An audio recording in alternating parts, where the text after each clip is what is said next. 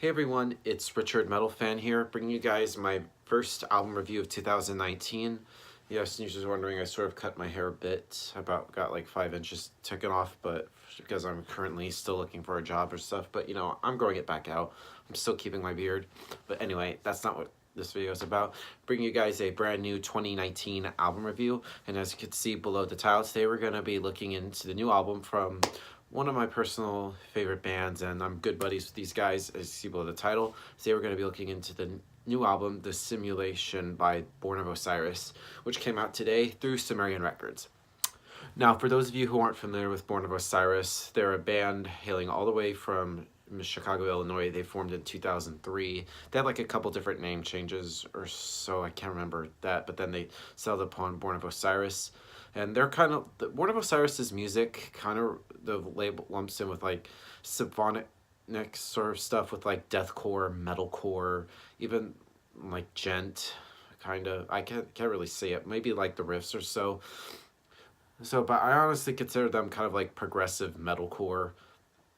That's what I would classify them as.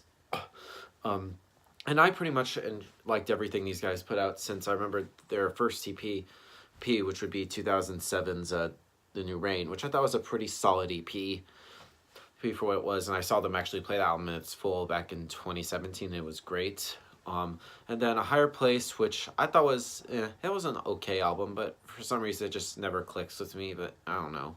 But then we get to 2011's The Discovery, and oh my god, in my opinion, that's Born of Osiris's opus, period. I don't think anything they'll top it. That's just my opinion. And it's still a flawless album, a perfect 10 out of 10. And if I had an album of the year of 2011, it would be that album. And then 2013's Tomorrow We Die Alive, which I thought was a pretty good album, but it doesn't beat, like I said, The Discovery. And then their previous album, which came out in 2015, which would be Soul Sphere, which I thought was a pretty good album. I liked it a lot more than Tomorrow We Die Alive. But here we are in 2019 with the Born of Osiris's 5th full-length album, from The Simulation, which came out today. In my honest opinion, I think this definitely beats Soul Sphere by that much. Just hits you right in the face. Just one thing to note is just the production on this album is just superb. It's just, everything is just crisp, clear. Everything is all aligned, all meshes together well. And let's just talk about the vocal work from my dude, Ronnie Cannizzaro, who Ronnie's vocals just really just sound well. It just loves his sort of like yells and just shrieks that he does. And there's some of like the highs that he does. I feel like I've even told him that. I swear, where it kind of reminds me a little bit of like Trevor from Black Dahlia Murder a little bit when he does those high vocals. I mean, that's just me. And then the co-vocals from keyboard player Joe Burress. His vocals really do well. Sort of like the higher stuff that he does, while sort of like Ronnie does sort of like lower stuff. And Joe kind of does like a little bit of like clean singing on this album. I mean, he did it a little bit, but he just does it really well. It sort of has more of that clean, but also has that edgy, grit to it, which kind of makes it sound awesome. Guitar-wise, what can I say? Lee McKinney, dude can fucking shred. I just love like the melodies that he comes, and his guitar solo is all over the fucking place. The bass is pretty audible from their new bassist, Nick Rossi, who replaced David DeRocha about last year. And I actually got to see him like as on the Sumerian on the Summer Slaughter last year, as well as when I saw them with Killswitch about a little over a month ago in Chattanooga. The bass is pretty well. You could definitely hear sort of like the really great bass lines that he comes up with.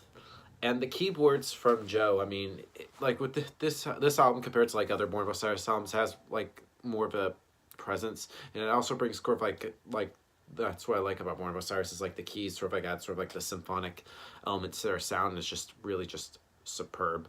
And drumming wise, from my dude Cam Losh, like Cam's drum is just like really great. One of the best drummers I've heard on this album, and he just sounds really great. But without further ado, let's dive into this album track by track.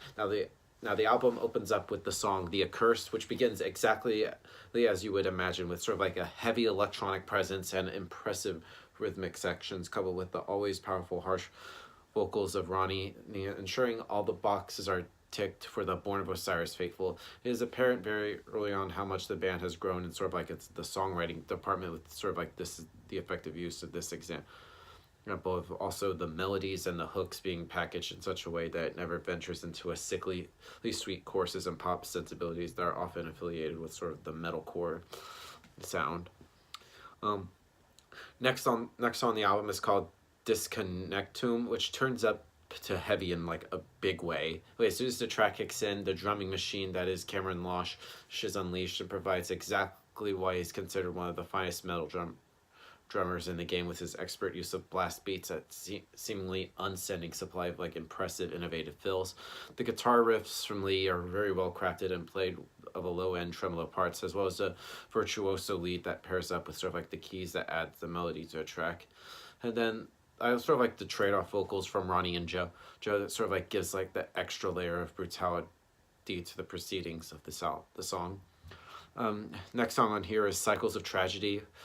Which sort of like pummeling rhythms in here. It's a perfect representation of the sort of like the flawless layering of Born of Osiris' sound. It admits sort of like the melee of Joe's like futuristic synths, provides sort of like a commonality that sort of like links to sort of like the collection and maintains sort of like the flow that is very beautiful. Under the Gun, there's like a very sort of like catchiness to the song that was like palatable across sort of like the boards of All Things Heavy. It sort of like brings to mind of something, I don't know, some like Architects or Amity Affliction. That's just, I don't know how to describe it.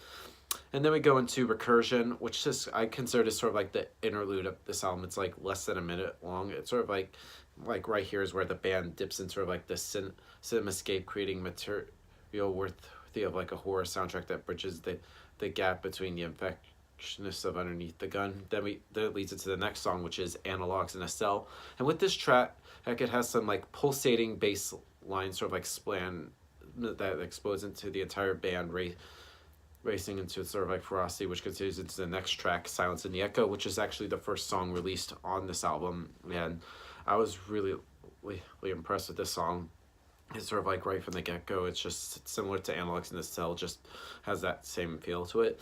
And then the album closes with One Without the Other. For the closer, they sort of like do their best impression of like a sonic strobe light set to excite a seizure. And it has a little bit of like a slight symphonic metal flourishes dust across the surface of this brutal heavy album closer, kissing goodbye with the collection that is timeless yet brutal, easily digestible yet intelligent. Now, overall, The Simulation by Born of Osiris is a really pretty good album. I enjoy it a lot more than the previous album of Soul Sphere.